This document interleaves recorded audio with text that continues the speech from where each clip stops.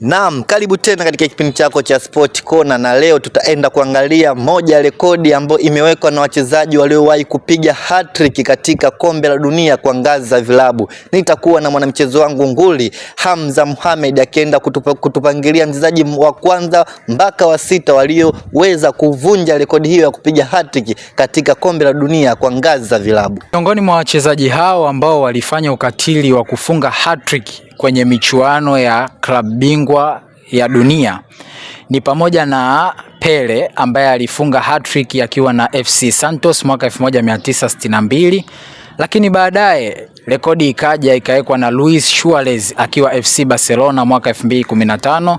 Pia akaja mtu mmoja anaitwa Cristiano Ronaldo, naye alifunga hat-trick mwaka 2016.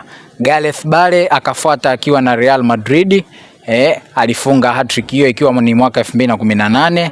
Pia kuna mchezaji ambaye alitokea pale Esperance anaitwa Hamdoun El Haoun ambaye aliweka hat-trick mwaka 2019, na rekodi hiyo ikaja kuwekwa na kijana mdogo siku ya jana mwaka 2025 anayeitwa Jamal Musiala akiwa na FC Bayern.